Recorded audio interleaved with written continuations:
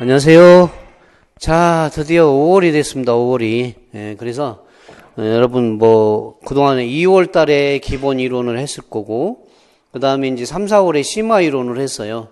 그거 오늘 드디어 5월 5일 어린이날인데 또 불구하고 공부를 하게 해서 죄송합니다. 근데 또 공부할 건 해야 되니까, 그죠? 공부할 때는 빨간색을, 달력을 까맣게 해놓고서 시작하는 게 기본이에요. 그죠? 저는 그렇습니다. 그래서, 아까 데스크에서도 오늘 쉬는 날이에요? 내가 이렇게 물어봤어요. 근데, 그래서 오늘은 5월,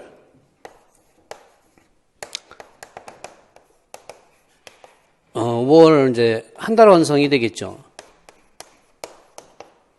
1개월 완성. 이렇게 되고, 공업교육론이 돼요. 저는 주소영입니다. 그래서 이제 이 공업교육론을 여러분들이 하는 건 다 알겠죠. 그래서 이게 이제 우리가 이제 기출 해설이다 이렇게 얘기해요. 그래서 2014학년도부터 이렇게 해서 진행을 할 거예요.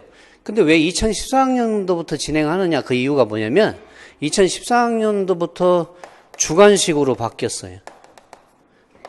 주관식 출제를 했어요. 그래서 국평원에서 정답이 없습니다. 객관식일 때는 정답을 주었죠. 근데 정답이 없어요. 그래서 항상 저는 정답을 표준 정답이다 이렇게 이제 이쁜 말로, 그죠? 이렇게 최선을 다해서 이제 정답을 달아요. 근데 누구도 정답은 아니에요. 그렇지만 제가 정답이 99% 정답이라고 확신하면서 정답을 달아요. 그렇지만 국평원에서 정답 주는 건 없어요. 그래서 2014학년도부터 이렇게 어느 정도 딱 훑으면 참 신기하죠? 거의 그 이전에 10년 전에 2001년, 2002년, 4년 이렇게 나왔던 것도 거의 다 일치를 해요. 98%? 7%가 일치해요. 딱 100은 아니지만, 그리고 이제 조금 한두 개 모자른 거는 제가 또 프린트에다가, 거기다가 해설에다가 달기 때문에 빠져나갈 건 없어요. 그러니까 한두 문제, 없다 이래도 크게 걱정할 필요는 없다는 얘기죠. 그래서 그거 알아가지고 일단 거기다가 문제 풀면서 삽입을 하니까요, 내용을. 그래서 2014학년도를 왜 잡았나 궁금하실 텐데, 이유는 그래. 주관식으로 바뀌면서, 그죠? 일단은 제가 정답을 계속 달아가면서 한다. 그렇게 아시면 됩니다. 그래갖고 이게 처음에는 이게 정답이 맞냐고 설왕설래를 많이 했는데, 그만큼 연구를 많이 하게 돼. 저도 그래서 최근사체 정답을 찾기 위해서 책을 이렇게 싸놓고서 다 뒤져봐요. 다 뒤져보고 저자마다 어떻게 이렇게 썼지? 이제 원래는 원서에서 베꼈으니까, 그죠? 일단 선진국의 책들을 갖다가 어디라고는 얘기 않지만 베꼈으니까 그걸 번역해온 게 있을 거고, 또 하다 보면 또 교수님들 번역에 오류도 있을 수가 있어요. 번역에 관해서는 또 그렇잖아. 우리말이 아니니까. 우리말이 아닌 것을 우리말로 바꿀 때는 이게 좀 뭐가 돼요. 그죠? 좀 오류가 있을 수도 있거든요. 그래서 이제 그것까지 이렇게 보면 대충 2014년부터 훑으면 딱 되겠다. 신기한 것은 그렇게 풀이를 해도, 그죠? 작년도 2020학년도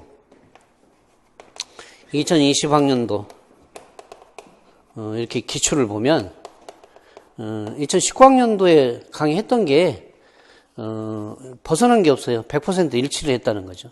그래서 제가 일단은 100% 일치, 기분 좋게 2019학년도에 강의했던 게 일치해서 내가 100%라고 딱 정해놨어요. 물론 이제 정답을 기술하는 면에서는 조금 차이는 있을 수는 있어요. 접근도는 되게 좋았다 이런 생각이 듭니다.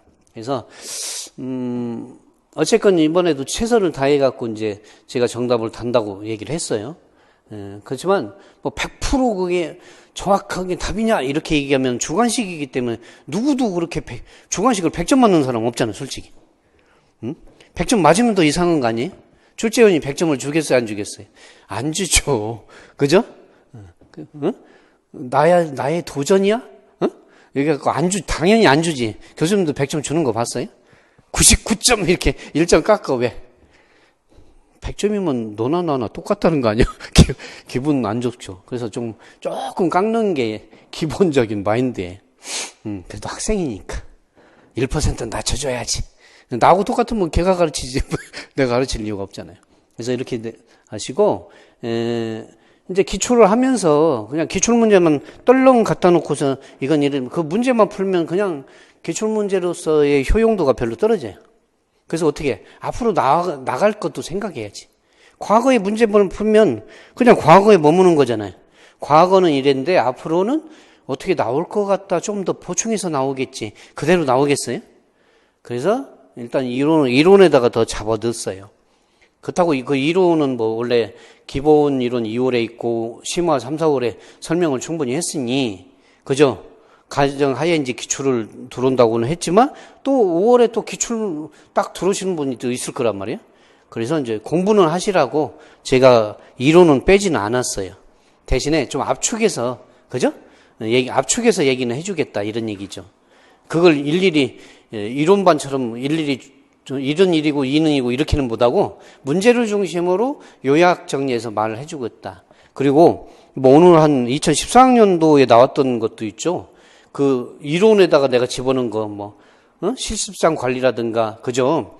그 다음에 실습장 정리정돈이라든가 학생 입장에서 실습장 정리정돈은 어떤 게 효용도가 이점이 있느냐 그거를 이제 교훈이 어떤 거냐 그 다음에 공구 재료 관리라고 이번에 나왔죠. 선생님 재료 관리할 때 그런 거 또 써보시오 이렇게 해갖고 그건 2020학년도에 그렇게 출제를 했어요. 요즘 뭐 실습장 같은 거 중요하잖아요. 실습장은요 현장 실습만 하는 게 아니라 이론도 얘기해요. 실습장이니까 이론 강의는 않고 그냥 실습 관리만 하지 그게 아니라 이론 관리 플러스 실습, 이론 플러스 실습 이 강의를 두 개를 다 하게 돼 있다고요. 그죠? 그런 거라든가. 그래서 2020학년도는 그런 식으로 또 돌려서 출제를 했는데 이미 다 공부는 했었어요. 대신에 나온 게 2020학년도에 그렇게 나왔다는 얘기지. 그죠? 그래서 우리가 이제 하나씩 간략하게 보면 이렇게 해나갈 건데 저하고 이제 공부를 하면서 2014학년도에 왜 정했나는 이유를 설명해 줬고 그래서 그 정도 훑으면 원래 이제 2달 하려고 했었는데 그 정도 훑으면 좀 될 것 같고 조금 모자르고 섭섭하고 약간 미흡한 것은 7월에 이제 조금 돌려서 그죠? 7월에 돌려서 제가 이제 기출문제 하는데 이거는 공업경론 이제 사주니까 기출문제를 위주로 하지만 뭐 7월에 들어갈 때는 조금 공업경론 여러분 또 일반 교육학에 또 중요한 거 있잖아요. 근데 거기서도 또 공업경론 쪽으로 바라다 볼 수 있는 시각이 있거든요. 그러니까 쉽게 얘기하면 이렇게 되는 거예요. 교육학이 이렇게 있으면 여러분 일반 교육학도 20점이에요. 공업경론 여러분 공업경론도 20점인데 이거는 딱 20여 점이야. 딱 20점은 아니야. 기술 같은 경우는 작년에 24점 정도 되더라고 제 눈에는. 20여 점이야. 더 넘을 수도 있어요. 그 다음 나머지 전공 있는데 전공이 뭐예요 여러분? 기계, 그 다음에 이제 금속, 전기, 전자, 통신, 그 다음에 화공, 섬유, 그 다음에 건설이라고 있는데 이 건설은 사실은 건축하고 토목이거든요. 합해서 건설이라고 하거든요. 요건 쪼개지진 않았어. 원래 NCS로 한다면 쪼개져야 되는데 이거 거의 NCS 분류거든 거의. NCS가 뭐 거의 기계, 재료, 그죠? 뭐 전기적으로 이런 식으로 이렇게 해당되는 분들은 다 공업경론 하셔야 되는 분들이거든. 근데 20여 점이야. 근데 여기서 이 교육학에서는 아무래도 전문적인 교육학이니까 되게 깐깐하게 채점을 하겠죠. 디테일하게. 근데 일반 그러니까 원래 교육학이라는 것도 교육학에서 처음에 나온 게 아니에요. 그래서 이제 교육사회학, 교육행정학, 교육철학, 교육공학, 그죠? 막 이렇게 교육심리학, 이렇게 중첩되는 이유가 뭐예요? 처음부터 어떤 이론이라는 게 교육학, 교수법 같은 게 교육학이 처음에 도입됐던 게 아니라 타 과목에서 이렇게 나왔던 거를 가만히 보니까 교육적으로 보면 이게 되게 좋을 것 같아요? 이렇게 되는 거야. 그러면 이게 교육적으로 오는 거야. 교육학에서 한번 줘봐봐. 좋은 것 같은데? 그래갖고 괜찮으면 이제 우리 그 공업이나 기술에서는 무슨 마인드가 있어요? 실용화를 하고 싶은 거야. 요거를 갖다가 공업교육론이나 또는 기술은 기술 교과교육학이라고 그래요. 얘들은 여기는 또 교육학이라고 얘기합니다. 이렇게. 뭐 그게 근데 여기서 한번 줘봐봐. 공업이나 기술의 어플리케이션 적용이 될 수 있는지. 요걸 갖다 요 실험을 거쳐서 괜찮거든. 그래서 우리가 이제 처음에 볼 때는 평가 기준이라는 것은 타신객실이거든. 타당도, 물어볼 걸 물어봤느냐. 그 다음에 신뢰도, 동일한 것을 10번 측정해도 10번 똑같은 측정치가 나오느냐. 그 다음에 객관도, 주관적이지 않은 거 객관도야. 뭐, 성이라고 해도 되고. 그 다음 네 번째는 실용도거든요. 자, 여러분. 이건 최소의 비용으로 최대의 효과를 내는 거야. 경제원칙이야. 네?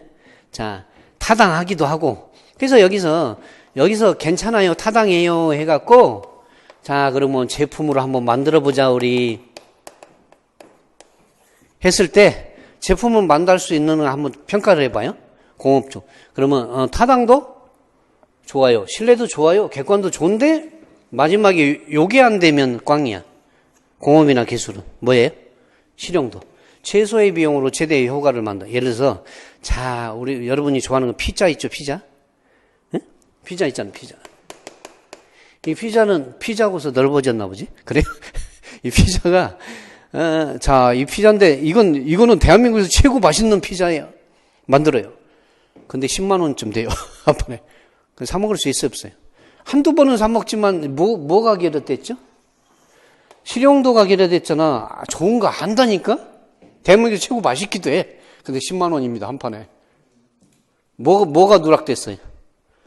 뭐 이런 식으로 나옵니다. 여기 중에서 뭐가 어떤 부분이 결여돼 있나요? 이런 식으로 공업에 적용했을 때 그렇게도 직접 출제가 됐습니다. 그게 아마 2014학년도 문제 뒤쪽에 그 3교시 B 쪽에 있을 거예요. 오늘 하는 거하고도 있어요. 매칭돼요, 이게. 3교시 B에 타신객실이 나와요. 제가 괜히 얘기하는 게 아니에요. 다 이게 보고서 적용하는 거예요, 지금. 이 바쁜 시간에, 그죠? 타신객실이 있어. 어떤 게 결여돼 있나? 거기는 아마 객관도가 결여됐을 거예요, 정답이. 그래갖고 내가 거기다가 이제 어떤 해결책 같은 걸 써놨었어요. 뭔 얘기인지 알죠? 이 중에서 어떤 게 결여된다 이런 식 나와. 이게 뭐야? 자, 일반 타과목에서 이렇게 괜찮은 거, NCS도 마찬가지예요. 나중에 얘기했지만 NCS도 오스트리아인가? 거기서 이제, 그쪽 거에서 일단은 됐던 거를 우리나라 고용노동부에서 도입한 거예요. 근데 가만히 보니 고용노동부에서 직업교육, 그죠? 그쪽에서 도입됐는데 원래 문과하고는 잘 안 맞아, 그래서. 근데 도입됐는데 교육부에서 보니까 괜찮은 것 같거든. 줘봐, 나한테. 그래서 교과부에서 갔다가 괜찮은 것 같으니까 대학교에 5년 전에 다 시행해 해서 대학은 다 그게 NCS 교육이든 일반 과목이든 다 NCS 그냥 기계 프로그램 다 하는 거. 그게 프로그램입니다. 내셔널 컴페텐스 스탠다드스라고 국가 지문 능력 표준이거든요. 그거예요. 그걸 다 도입했어요. 앞으로는 초중고에도 다 도입한다고. 그리고 특성화고나 산업수요 맞춤형 고등학교 같은 경우는 이미 NCS로 교과과정 정형과 2를 짜게 돼 있어요. 이미 시행을 하고 있어요. 여러분도 가시면 그쪽 특성화고나 산업수요 맞춤형 가면 NCS 전문교과 2를 NCS로 교과 커리큘럼은 짜갖고 해야 돼요. 그러면 이걸 알아야 돼요. 그러면 자, 그럼 타과목에서 있던 거 교육학에다 도입해요. 도입했다가 괜찮으면 공업이나 기술적으로 제품을 만들 수 있지 않을까? 일단 판단을 해보는 거예요. 해서 맞으면 이런 걸로 다 판단해보는데 결국 제일 마지막에 중요한 건 뭐예요? 최소의 비용으로 최대의 효과를 제품을 만들 수 있느냐? 요게 실용도가 결여되면 제품 만들 수 있어, 없어요? 없지. 가격이 안 맞아서 돼, 안 돼. 기계 뭐야, 탄소, 6.67이면 주철이잖아요? 그죠? 그잖아요? 나도 이제 기계금속 다 전공했기 때문에, 강은 2% 기준이고, 그러면, 강과 철은, 그 2% 기준이지만, 6.67, 누가 그래? 6.67이면 100% 탄소 기준 했을 때 왜 6.67로 끊어요? 이래. 왜 끊어요? 주철은 브리티하고 하드하죠. 깨지죠. 초경화학 같은 게 강해서 좋지만 초경화학도 선반 가공하다 보면 타요. 고속 가면 타. 황삭바이트로. 그래서 황삭바이트는 따로 써야 돼. 쫙쫙 미는 게 있고 정밀하게 미는 것도 있어야 돼. 고속도강은 또 빠르게 하면 다 타버리죠. 그 내경바이트 깎을 때는 고속도강 이게 깔꾸리처럼 이렇게 해서 이렇게 가거든요. 그거 잘 깎아야 되거든. 나사 내려면. 그렇듯이 이 실용도가 많이 있어야 된다는 게. 그래서 이게 이제 물어본 거지. 2013년도에. 어떤 것이 계류됐느냐. 그러면 벌써 여기서부터 이렇게 적용돼 온 거예요. 그래서 이렇게 물어보는 거야. 학생들은 모르겠지만. 뭔 얘기인지 알죠? 그래서 제가 하는 게 뭐예요? 일반 교육학도 좀 봐야 되고, 그 다음에 이제 공업하고 치는 거 쪽, 공업하고 기술 그죠? 2024학년도 직소용법 나왔는데 그게 조금씩 똑같이 직소 나왔는데 조금씩 다르게 출제를 했다는 얘기죠. 그것도 좀 봐야 되겠고, 비슷한 거는. 그런 것들은 이제 5월에 못하는 건 이제 7월, 7, 8월로 돌려가지고, 그죠? 이론 정리 쭉 주제별로 하면서, 그거 기출 응용, 그런 식으로 또 해 나갈 거거든요. 할 건 많으니까요. 그래서 자, 1페이지에 한번 보면 여러분들이 공업의 교육에, 이렇게 보시면, 여기 프린트 1페이지 한번 보세요. 프린트 이렇게. 1페이지. 그래서 공업교육론은 기계금속, 전기전자통신, 화공소매, 건설, 건축, 토목. 1차 과목이 중요하다. 그러니까 20여 점이야, 20여 점. 근데 이제 교육학에서 점수 따는 것은 이게 굉장히 채점이 깐깐하게 하니까 어려운데 사실 이 공업이나 기술, 요거는 어때요, 조금? 점수를, 아무래도 일반, 여기 문과 성향이 크잖아요. 이건 문과 플러스 이과인데, 문과가 채점을 못하죠. 기술이 들어가 있으니까 누가 내겠어요? 기술, 공업이나 기술 쪽에서 낼 수밖에 없어. 근데 그 교수님들하고, 요 문과 성향의 교수님들하고 채점할 때 어떤 사람이 더 깐깐하겠어요? 이쪽은 점수 따기. 원래 공부할 때 문과, 이과 있으면, 이 문과 글 쓰는 데 대해서는, 논술을 까다롭게 하죠. 그러니까 여기보다는 이쪽에서 점수를 따는 게 훨씬 유리하다고 저는 강력하게 주장합니다. 요거는 0점, 그러니까 여러분, 나는 1점 차이로 떨어졌어요. 1점 차이로 떨어졌어요. 많은 차이로 떨어진 거예요. 좀 냉정한 얘기로. 자, 0과 1, 커트라인에서 0과 1 사이에 수많은 점이 있어요. 그죠? 수많은 점들이 있어. 떨어진 점들이 있어요. 그러니까 난 1점 차이로 떨어졌어. 2점 차이는 다시 공부해야 되는 거고, 1점 차이는 0과 1 사이에 무수한 0.0 몇 차이로 떨어진 사람이 있어요. 공부를 한 사람이라면 많은 차이로 떨어지지 않는다는 얘기예요. 그건 먼지에 불과한 거예요. 알겠죠? 그러면 순간적으로 답안지를 방심한 거예요. 쉽게. 끝까지 물고 들어져야 되는데 그 인내가 없어서 떨어지는 거예요. 제가 볼 때는. 떨어지는데 많은 점수 잘 떨어지면 그건 학습 방법이 잘못된 거예요. 그러면 정상적인 학습 방법을 잡았다면 0과 1 사이에 들어가야 된다는 얘기예요. 근데 학생들이 이렇게 생각해요. 이제 논술형은 없어졌어요? 자, 일반 교육학에서는 있지만 공업경론이나 기술교육학에서는 10점짜리가 없어졌습니다, 이제. 그래서 좋아졌지, 솔직히. 왜? 논술, 서론본론 결론 쓰기도 힘들어 죽겠는데, 일반 교육학에서만 쓰면 돼. 그래서 이제 기입형 2점이야. 그 다음에 이제 서술형이 4점이에요. 4점도 있고 5점도 있었어요. 그렇지만 이제 요즘은 4점을 다 세팅 됐습니다. 그러면, 어떤 공부를 할 때 제가 누누이 강조하는 것은 뭐냐? 공부할 때 강조하는 이야기가 있어요. 어떤 거냐면 답안 작성을 잘해야 돼. 그래서 기입형 2점이고 소수 에이 뭐 2점짜리니까 뭐 별로 중요하지 않. 이렇게 생각하면 반드시 떨어져요. 왜? 커트라인에서 0과 1 사이에 들어가야 되는데 이 생각 때문에 기입형 2점이다. 아니 뭐 별거 아닌 뭐 2점 1점 서술형 4점 별거 아니에요? 아닌 게 아니죠. 여기서 당락이 결정된다는 얘기. 그래서 1.2점을 소중히 생각해야 돼. 그 답안 작성은 어떻게 되냐면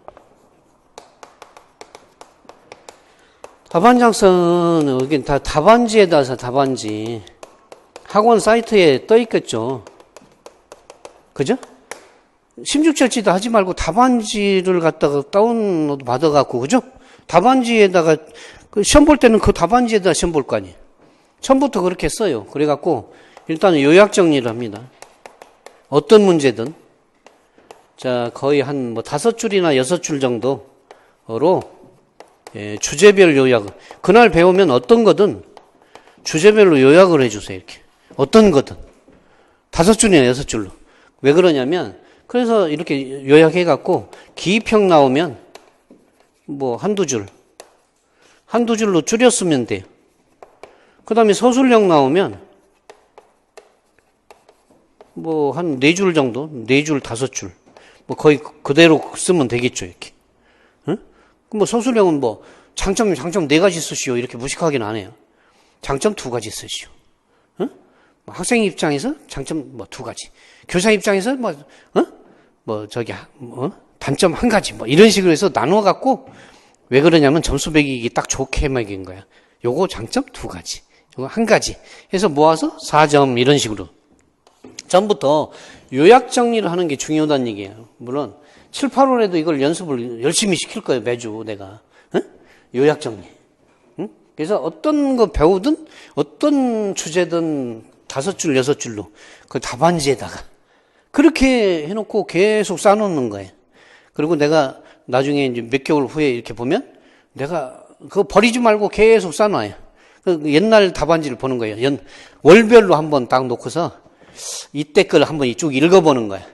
그리고 지금 몇 개월이 지난 시점에서 읽어보는 거야. 얼마나 차이가 있는지. 진짜 그럼 대부분 우리 편지 써놔도 그러잖아요. 어제 쓴 거 오늘 보면 굉장히 유치해갖고 편지 못 붙이죠. 그래서 편지는 쓰고 그 감정 그대로 바로 붙여버려야 돼. 봉인해서 그냥 딱 놔야 돼. 그렇지 않으면 편지 못 보내요. 한 달 돼도 못 보내. 답안지도 마찬가지예요. 그러면 몇 개월 전에 썼던 거 너무 유치하고 좀 부끄럽고 막. 응? 계속 쌓아놓고 한번 봐봐요. 월별로. 그럼 나중에 굉장히 부끄러워지면서 내가 뭘 하느냐. 응? 특히 시험 떨어지고 나면 나중에 뭐요? 이러니까 내가 떨어졌지. 막 자아 비판도 하면서. 그죠? 그렇게 얘기가 될 거란 말이죠. 그래서 이렇게 해서 이걸 먼저 해 주십사. 그죠? 이렇게 하고 0과 1 사이에 떨어진다는 거. 그래서 일단은 일반 교육학보다는 공업 경로에서 점수 따기가 훨씬 유리하다. 뭐하다? 유리하다. 그러니까 일단은 이거 공업 경로는요 예측이 많이 가능해요. 그러니까 너무 걱정할 필요가 없어. 그러니까 열심히 하면 고득점을 할 수가 있습니다. 작년 같으면 뭐 다 적중했으니까 제가 뭐 여러분 이제 답안지에 따라서 뭐 거의 16점, 18점 막 이렇게 접근하겠죠. 거기서 16점 이상, 20점 공업 경로에서 16점 이상 맞으면 거의 뭐 그죠? 합격권에 든다고 보시면 돼요. 점수가 어디가 딱 이렇게 편한가 초점을 맞춰라. 근데 이제 아이고 교육학 들으니까 뭐 공업 경로 혼자 해도 되지. 혼자도 되면 선생님이 왜 필요하고. 또 기술 공업 경로 출제하시는 분도 그렇게 생각할까요? 그러면 자기가 왜 있냐 이렇게 생각하겠죠. 그거 이제 가다가 막 일단 뭐 화공섬유를 뺀 거는 이제 그 해에 출제가 안 돼서 내가 그죠? 뺐던 거고 그렇게 됩니다. 원래 없는 건 아닙니다. 그래서 문제 핵심 포인트 근사체에 가고 이제 2014년에서 2020년대 이제 풀어봐야 되겠지만 뭐 못 푸는 거는 일단은 7월로 그죠? 좀 넘겨서 해주겠다. 그 다음에 출제 가능한 영역들이 쭉 있어요. 현재 교육과정, 교과과정, 최신 교과과정, 이렇게 교육과정의 배경 같은 거, 그죠? 2020학년도도 이게서 또 몇 문제가 출제가 됐어요. 옛날 역사에 대해서 얘기한가 싶게요. 옛날에 나왔던 거. 근데 옛날에 나왔으니까 잘 까먹어요, 그죠? 잘 모르겠다, 이게. 그래서 과거를 갖다가, 그죠? 역사를 모르면 돼, 안 돼요? 그래서 혀를 찔러갖고 20학년대는, 그죠? 쿡 찔러서 해봐라. 뭐 그렇게 도제교육이 맨날 나왔었는데, 도제교육 이전에 기계와 기계연구소 운동이라든가 수기운동 같은 게 출제가 됐단 말이죠. 어느 분 뭐 책에 있는지는 내가 다 알고, 아, 출제원이 그렇게 들어가셨었어요? 이렇게, 내 마음속에 결심을 하겠죠. 최신 개정 교과과정 2015학년도 상당히 중요한데 2018학년도에 조금 약간 개정된 것도 있지만 중심은 2015학년도, 그죠? 교육부고시. 그 다음에 이제 공업교육의 개념, 교과과정 학문적 성격, 수업의 목표 설정, 수업 내용 선정, 수업 평가, 실습장, 진로 진학제도, 오늘 또 산학, NCS, 산학 중에서 뭐 현장 실습이 가장 중요한 거죠, 그죠? 그 다음에 NCS. 뭐 말할 것도 없이 다 출제가 가능한 영역들이죠. 옛날에는 교수법에서 열심히 나왔었어요. 자, 그래서 우리가 보면 2에 보면 2020학년도에 2교시, 자, 2020학년도를 한번 보겠습니다. 2페이지 한번 봐요. 프린트. 2020학년도 전공 2교시 A. 다음은 2015학년도 개정교과과정의 교육보고시 2018년도 150호, 그러니까 이게 이제 2015학년 개정교과과정이 이제 주요 요소인데, 알았죠? 그 사이치기, 세치기 해갖고 중간에 2018학년도 150호가 또 있단 말이에요. 관련해서 내용 나왔다. 뭐 가로 안에 기억과 내용에 해당되는 용어가 뭐냐, 뭐 이렇게 나왔었어요. 그죠? 그래서 뭐 기억과 내용 이것도 나중에 이제 할 거고. 그 다음에 이제 5번에는 뭐 직업, 진학 진로지도 같은 거를 얘기했었어요. 그래서 기억과 니은 들어가는 거 서술하시오 4점짜리 나왔거든요. 그래서 진로진학 뭐 지도는 상당히 오늘날도 중요하죠. 그죠? 그래서 출제가 됩니다. 그리고 또 진로진학도가 작년 같은 경우는 특성화 이론이 나왔어요. 그죠? 파슨스에서 1960년대 미국에서 파슨스에서 시작해서 윌리엄슨에서 완성된 거. 그죠? 그것도 이제 원래 직업 선택 이론이거든요. 그 직업 심리, 직업 상담사 책이 잘 돼 있거든, 게. 예? 물론 이제 일반 교육학에도, 그죠? 그것을 다루는데, 원조는 직업 상담, 그죠? 직업 심리 이쪽에서 또 많이 출제가 되는 거거든요. 그래서 제가 그것도 이제 작년인가 얘기했는데 나왔었어. 그때 5점짜리로. 그때는 5점이니까. 근데 올해 또 나왔습니다. 그죠? 방향적으로. 이게 조금 얘기하자면, 일단, 진로진학지도, 그러니까 직업 상담사에서 뭐라고 얘기하냐면, 상담하는 사람은 상담자라고 하고, 상담 받으러 온 사람은 내담자라고 그래요. 용어를 그렇게 씁니다. 그래서 직업은 이제 심리를 막 해갖고, 이 사람은 어떤 직업이 딱, 매칭이 되겠느냐? 뭐 직업 선택 이론 중에 특성 요인 이론은 뭐냐면, 너는 이런 특성과 요인을 갖고 있으니까, 너 사람 특성 요인 갖고 있으니까, 이런 성격이니까, 특성 요인이니까 직업도 이런 특성 요인에 있는 걸 서로 중매해주면 오래 다닐 거야. 성격이 맞아갖고. 중매 결혼 시키는 거거든요. 너 사람, 너 직업, 성격 비슷해, 특성 요인 비슷해, 그러면 중매해줄게. 이거 오래 다녀. 이렇게 매칭시키는 거예요. 진로진학도는 그렇게 하는 거거든요. 6번에 보면 신규 교사가 작성한 수업 성찰 기록이라는 말이 있어요. 성찰 기록은요, 문제 해결법이랑, 기술에서는 문제 해결법이 많이 출제가 됩니다. 근데 이제 뭐 공업경론선 2018학년인데 프로블럼 베이스드 러닝에 그저 문제중심 교수법이 출제가 됐고, 또 프로젝트 교수법이 있잖아요. 다 이런 것은 성찰이라는 말, 자기 성찰이라는 말을 많이 얘기해요. 그래서 자기 성찰에 대해서 한 건 프로젝트 교수법과 문제 해결 교수법에서 자기 성찰을 많이 물어봤어요. 자기 성찰은 쉽게 말하면 반성이야. 이건 어디까지 가냐면 존 두이까지 나가요. 존 두이의 어떤 뭐예요? 반성적 사고에서 나오는 거예요. 존 두이. 이 존 두이의 반성적 사고인데 반성적 사고에 입각한 자기 성찰이라는 말이 나와요. 쉽게 말하면 반성하는 거. 총괄 평가해 갖고 자기가 모자란 거를 갖다 보충해서 피드백 한다는 거예요. 반성하는 거예요. 학생들도 뭐 집에 가면 내가 오늘 뭘 잘못했지, 그죠? 강사도 뭐예요? 집에 가면 내가 아무리 열심히 가르쳐도 학생이 끄덕끄덕 감고 가만히 있어. 목석이야. 이거 어떻게 된 거야? 내가 뭘 잘못했어? 눈 감고 반성하게 돼. 그런 거예요. 그게 그와 관련해서 나온 게 프로젝트 교수법, 그 다음에 PBL 문제 중심 교수법인데 기술 같으면 문제 해결법, 그죠? 그런 데서 출제가 벌써 여러 번 출제가 된 거예요. 이것도 여러 번 출제가 자기 성찰이라고 해서 출제가 됐습니다.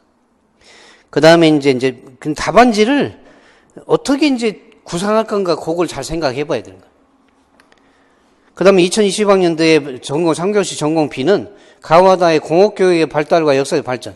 이거 옛날 도제교육, 도제만 교육이라고 열심히 했거든요. 인성교육까지 키운다고. 직업교육과 인성교육을 함께 교육시키는 게 도제교육이거든요. 요즘 오늘날의 예술 쪽에도 많이 나오잖아요. 이게 이제, 그래서 혀를 찔러서 출제를 했습니다. 그죠? 기계 연구소 운동이라든가, 그죠? 수기운동 같은 게 이제 출제가 됐어요. 3번에 보면, 공업 실습장 운영관리인데, 실습장 운영관리인데, 영관이 빠졌네? 운영관리에 대해서 부장교사하고 신규교사가 이제 다 내는 거. 실습장 운영관리가 출제가 됐어요.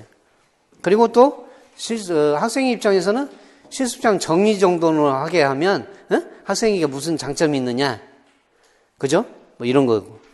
그 다음에 이제 4번은 수업 계획에 대해서 나왔어요. 작성 방법 이렇게 순서대로. 이렇게 해서 일단 20학년도에는 뭐 이런 식으로 우리가 출제가 됐었어요. 그래서 뭐 20학년 거는 이제 한번 쭉 그렇게 얘기하고 이번 시간에 요만큼 얘기했고요.